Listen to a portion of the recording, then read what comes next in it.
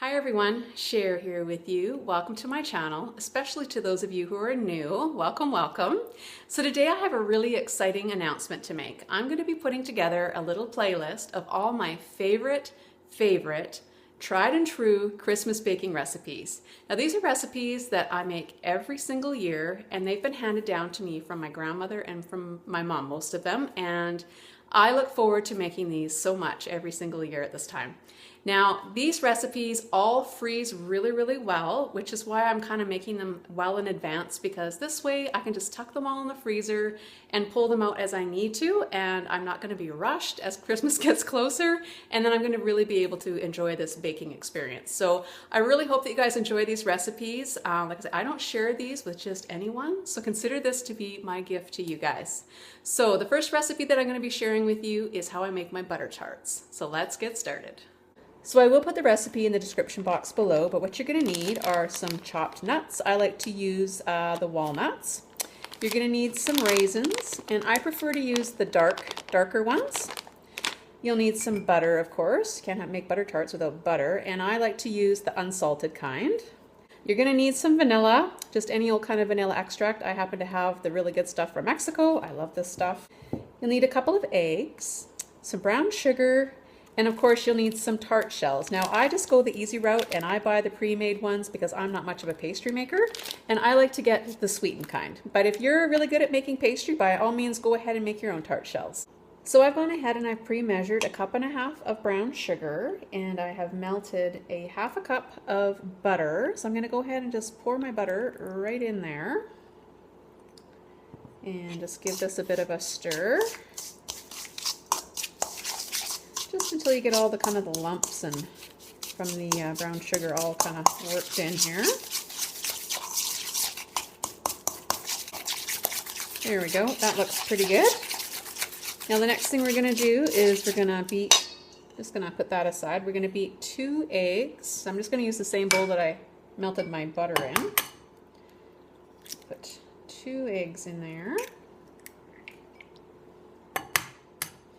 And we're going to beat these up a little bit.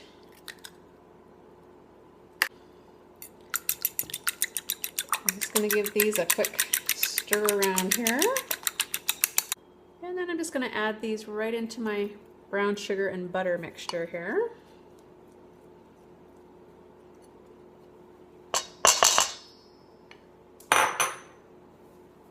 Next goes in 2 teaspoons of vanilla.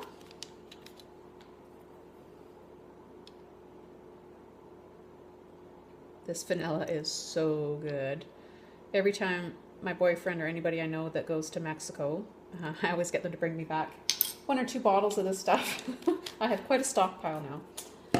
So we're going to give that a really good stir. This smells good already. Butter, brown sugar, vanilla. Oh my gosh. How can you go wrong? So you just want to make sure you get that combined really well. And there's just a couple more things to put in here. Next we're going to put in our raisins. So I have 2/3 cup of raisins and 1/2 cup of chopped nuts, which are walnuts.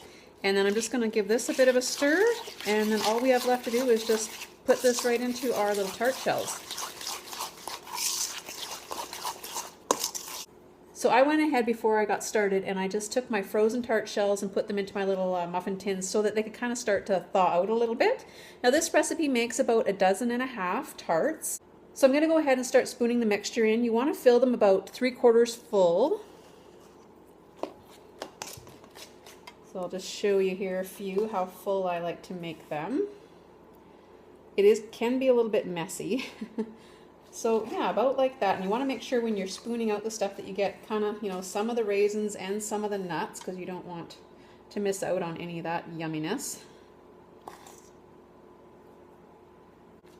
So I'm just going to go ahead and just fill the rest of these little tart shells up. Now I did forget to mention that I have preheated my oven to 375.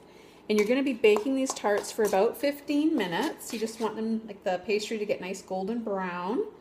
And that's basically when they're done. So like I said, I'll just fill these up, and then right before I put them in the oven, I'll show you what they look like. So my preheated 375-degree oven is ready to go. So I've got almost 2 trays here. I'm basically 3 short of 2 dozen tarts here, which actually surprised me. I got a few more than I normally do. So I'm gonna go ahead and bake these for 15 minutes, and when I come back, I will show you how amazing these look when they're all done. So I just lifted the tarts out of the oven after 15 minutes, and they are perfect. You can see how the pastry is just nice and golden brown in color, and yeah, they look so good. So I'm going to go ahead and put these on a cooling rack so that they can firm up and cool down a little bit, and I'll be right back. So I've got them all transferred over to my cooling rack now, where I'm going to let them sit for a little bit and let them cool down. And when I come back, I'm going to cut into one of these and show you how gooey they are inside. Yum, I can't hardly wait. So here we go. I'm going to cut into this yummy little tart here and show you how gooey it is inside. Oh, these are so good. Let me just cut this in half. Now keep in mind, they're still a little bit warm, but look at how nice and gooey this is. They are going to firm up a little bit more as they cool, and like I'm going to put these in the freezer, and they are going to keep really, really well. Now, this pairs really well with a nice cold glass of milk. But here we go. So I'm going to go ahead and give this little taste test. It's been a whole year since my last butter tart. I can hardly wait. Oh my gosh. It was worth the wait. So I hope you guys have enjoyed this recipe. Give it a try. You're going to love them.